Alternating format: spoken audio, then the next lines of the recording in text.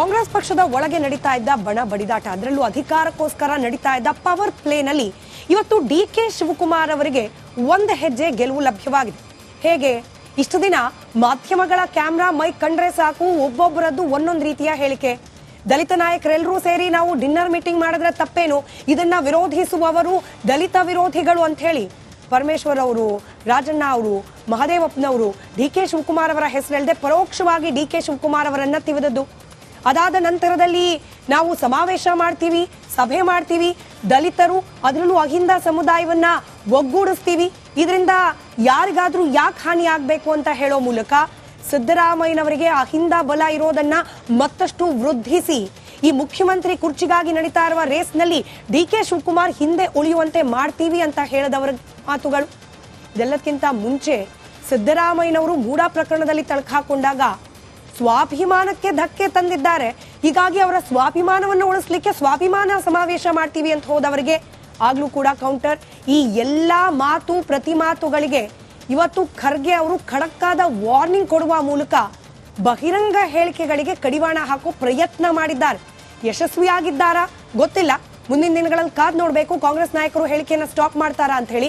ಆದ್ರೆ ಬಹಿರಂಗ ಹೇಳಿಕೆಯನ್ನ ಕೊಟ್ಟು ಡಿ.ಕೆ. ಶಿವಕುಮಾರ್ ಅವರನ್ನ ಪದೇ ಪದೇ ತಿವಿತಾ ಇದ್ದ ನಾಯಕರುಗಳಿಗೆ ಒಂದು ವಾರ್ನಿಂಗ್ ಅಂತೂ ಕೊಟ್ಟಿದ್ದಾರೆ ಖರ್ಗೆ ಅವರು. ಆ ಕುರಿತಿನ ಒಂದು ಬ್ರೇಕಿಂಗ್ ಅಪ್ಡೇಟ್ ಅನ್ನ ಗಮನಿಸ್ತಾ ಇವತ್ತಿನ ಮಹಾಭಾರತದಲ್ಲಿ ಕಾಂಗ್ರೆಸ್ ಪಾಳ್ಯದ ಒಳಗಾಗ್ತಿರುವ ಬೆಳವಣಿಗೆಗಳ ವಿಶ್ಲೇಷಣೆಯನ್ನ ಪ್ರಾರಂಭ ಮಾಡೋಣ. ಡಿ.ಕೆ. ಶಿವಕುಮಾರ್ ಅವರ ಓಟ ತಗ್ಗಿಸೋಕೆ ಸಿದ್ದು ಟೀಮ್ ವಿಫಲವಾದಂತೆ ಕಾಣ್ತಾ ಇದೆ. ಸೈಲೆಂಟ್ ಆಗಿತ್ಕೊಂಡೆ, ಬಹಿರಂಗ ಹೇಳಿಕೆಗಳನ್ನ ಹೆಚ್ಚಿಗೆ ಕೊಡದೆ ಸೈಲೆಂಟ್ ಆಗಿತ್ಕೊಂಡೆ ಗೇಮ್ ಅನ್ನ ಗೆದ್ದಂತಿದೆ ಡಿ.ಕೆ. ಬದಲಾವಣೆ ಆಗೋದೇ ಇಲ್ಲ ಅಂತ ಹೇಳ್ತಾ ಇಲ್ಲ, ಬದಲಾವಣೆ ಆಗತ್ತೆ.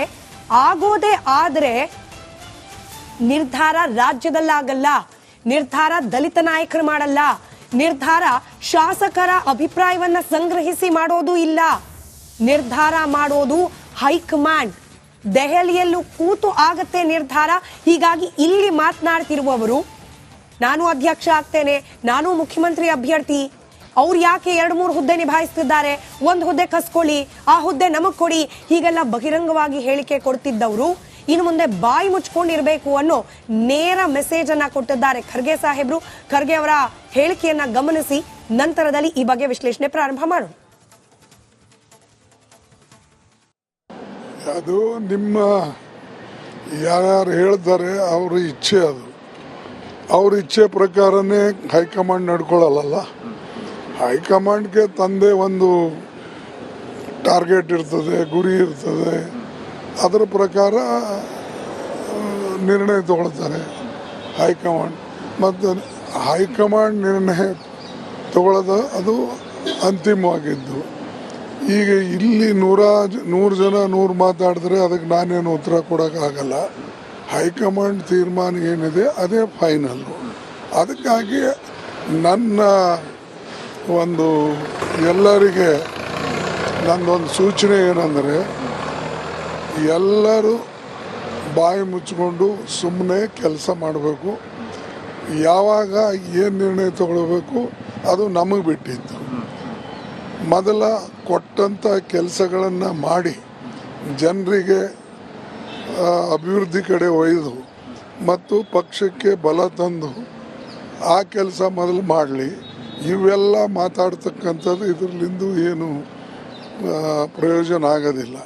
ಅದಕ್ಕೆ ನನ್ನ ಒಂದೇ ಸೂಚನೆ ಅವರಿಗೆ, ಹೈಕಮಾಂಡ್ ಇದೆ, ನಾವೆಲ್ಲ ಇದ್ದೇವೆ, ರಾಹುಲ್ ಗಾಂಧಿ ಅವರಿದ್ದಾರೆ, ನಾವು ನಿರ್ಣಯ ತಗೊಳ್ತೇವೆ. ಅದಕ್ಕೆ ಅವರು ಇಲ್ಲಿ ಇಂಟರ್ಪ್ರಿಟೇಷನ್ ಮಾಡ್ತಕ್ಕಂಥದ್ದು ಅವಶ್ಯಕತೆ ಇಲ್ಲ. ಈಗ ಆಗಲ್ಲ. ಹೈಕಮಾಂಡ್ ಯಾವಾಗ ನಿರ್ಣಯ ತಗೊಳ್ಬೇಕು ಅವಾಗ ತಗೊಳ್ತಾರೆ. ಈಗ ಆಗ ನಾಳೆ ನಾಡದಂತಿಲ್ಲ. ಏನು ಮಾಡಬೇಕು ಅನ್ನೋ ತೀರ್ಮಾನ ಸಂದರ್ಭದಲ್ಲಿ ತಗೊಳ್ತೇವೆ. ಈಗ ಅದನ್ನು ಪ್ರಶ್ನೆನೇ ಇಲ್ಲ.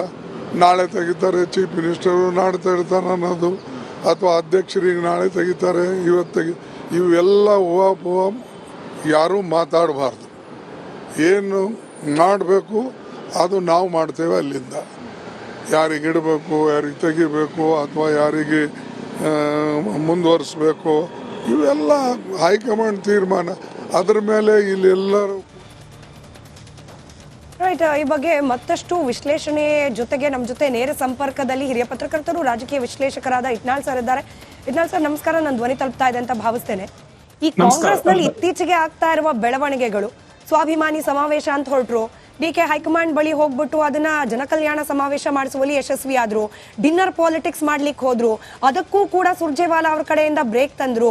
ಇದೀಗ ಬಹಿರಂಗ ಹೇಳಿಕೆಗಳು, ಇದರಲ್ಲೂ ಕೂಡ ಖರ್ಗೆ ಅವ್ರ ಮೂಲಕ ಬಾಯಿ ಮುಚ್ಕೊಂಡಿರ್ಬೇಕು ಅಂತ ಹೇಳಿಸುವ ಮೂಲಕ ಈ ಸಿದ್ದು ಬಣದವರು ಕೊಡ್ತಾ ಇರುವ ಪ್ರತಿಯೊಂದು ಕೌಂಟರ್ಗಳಿಗೂ ಕೂಡ ಸರಿಯಾಗಿ ಚೆಕ್ಮೇಟ್ ಕೊಡುವಲ್ಲಿ ಡಿಕೆ ಶಿವಕುಮಾರ್ ಯಶಸ್ವಿ ಆಗ್ತಿದ್ದಾರೆ, ಹೀಗೆ ವಿಶ್ಲೇಷಣೆ ಮಾಡಬಹುದಾ? ಆ ವಿಶ್ಲೇಷಣೆ ಅದೇ ತರ ಕಾಣುತ್ತೆ ಈಗ. ಯಾಕಂದ್ರೆ ಒಂದು ವ್ಯತ್ಯಾಸ ಗಮನಿಸಿದ್ರೆ ನೀವು, ಡಿ ಕೆ ಶಿವಕುಮಾರ್ ಮತ್ತವರ ಬಣದ ನಾಯಕರುಗಳು ಮತ್ತೆ ಸಿದ್ದರಾಮಯ್ಯ ಮತ್ತು ಅವರ ಬಣದ ನಾಯಕರುಗಳ ಮಧ್ಯೆ ಒಂದು ವ್ಯತ್ಯಾಸ ನೋಡಿದ್ರೆ, ಡಿ ಕೆ ಶಿವಕುಮಾರ್ ಏನಿದ್ರು ಕೂಡ ಪಕ್ಷದ ಕೇಂದ್ರ ನಾಯಕರ ಜೊತೆಲೆ ಮಾತಾಡಿ ಕೇಂದ್ರ ನಾಯಕರುಗಳ ಮೂಲಕ ಮಾತಾಡ್ಸ್ತಿದ್ದಾರೆ.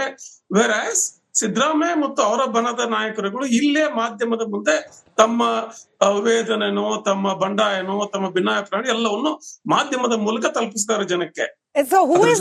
ನೀವು ಇದನ್ನ ಮುಂದುವರ್ಸೋಕ್ ಮುಂಚೆ who is looking more desperate, Siddu ಬಣಾನ ಅಥವಾ ಡಿ ಕೆ ಬಣಾನ?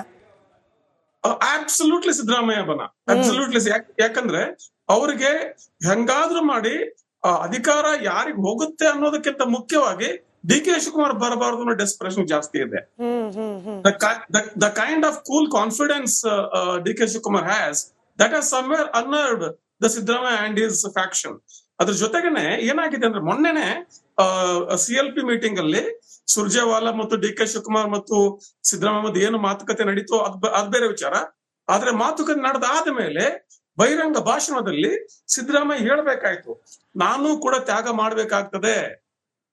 ಸೋನಿಯಾ ಗಾಂಧಿ ಅವರು ಮಾಡಿದ್ರು, ರಾಹುಲ್ ಗಾಂಧಿ ಅವರು ಮಾಡಿದ್ರು, ನಾನು ಕೂಡ ತ್ಯಾಗ ಮಾಡಬೇಕಾಗ್ತದೆ ಅಂತ ಮೊಟ್ಟ ಮೊದಲನೇ ಬಾರಿ ಈ ಒಂದು ಅಧಿಕಾರ ಹಸ್ತಾಂತರದ ಸುಳಿವನ್ನು ಸಿದ್ದರಾಮಯ್ಯ ಕೊಟ್ರು. ಅದ್ರ ಜೊತೆಗೆ ಏನಾಗಿದೆ ಇಲ್ಲಿ ಅಂದ್ರೆ, ಜಾರಕಿಹೊಳಿ ಮತ್ತು ಬೆಳಗಾವಿ ರಾಜಕಾರಣ, ಡಿ ಕೆ ಶಿವಕುಮಾರ್ ಹೇಳಿದ್ರಲ್ಲ, ಈ ಬೆಳಗಾವಿಯನ್ನು ಸ್ವಚ್ಛ ಮಾಡ್ತೇವೆ, ಅಲ್ಲಿ ಅದನ್ನ ಕೊಳೆ ತೆಗಿತೇವೆ, ಹಾಗೆ ಹೀಗೆ ಅಂತ ಮಾತಾಡಿದ್ರೆ ಡಿ ಕೆ ಶಿವಕುಮಾರ್ ಹತ್ರ ಅದ್ ಯಾಕೆ ಹಂಗಂದ್ರೆ, ಈಗ ನಾಳೆ ಡಿ ಕೆ ಶಿವಕುಮಾರ್ ಮತ್ತೆ ಇನ್ನೊಂದು ಖರ್ಗೆ ಅವ್ರು ಹೇಳೋ ರೀತಿ ನೋಡಿದ್ರೆ, there is going to be change of power, ಅಧಿಕಾರ ಹಸ್ತಾಂತರ ಆಗತ್ತೆ ಅನ್ನೋದು ಖರ್ಗೆ ಅವರು ಪರೋಕ್ಷವಾಗಿ ಇವತ್ತು ಕನ್ಫರ್ಮ್ ಮಾಡಿದ್ದಾರೆ. ಹಾಗಿರುವಾಗ ನಾಳೆ ಅಧಿಕಾರ ಹಸ್ತಾಂತರವಾಗಿ ಡಿ ಕೆ ಶಿವಕುಮಾರ್ ಮುಖ್ಯಮಂತ್ರಿ ಆಗಿ ಬಿಟ್ಟರೆ, ಡಿಫ್ಯಾಕ್ಟೋ ವರ್ಚುಯಲಿ ಅಧಿಕೃತವಾಗಿ ಅನೌನ್ಸ್ ಆಗ್ಲಿ ಆಗದೆ ಇರಲಿ, Lakshmi Hebbalkar is number 2 in the government. Lakshmi Hebbalkar number 2 power centre ಆಗ್ಬಿಟ್ರೆ ಸರ್ಕಾರದಲ್ಲಿ, ಇಷ್ಟು ದಶಕಗಳಷ್ಟು ಕಾಲ ಶ್ರಮ ಪಟ್ಟು ಬೆಳಗಾವಿ ಜಿಲ್ಲೆಯನ್ನು ಹದ್ದು ಬಸ್ತಲ್ಲಿ ಇಟ್ಟುಕೊಂಡಂತ ಸಾಹುಕಾರ್ ಎಲ್ಲಿಗೆ ಹೋಗ್ಬೇಕು?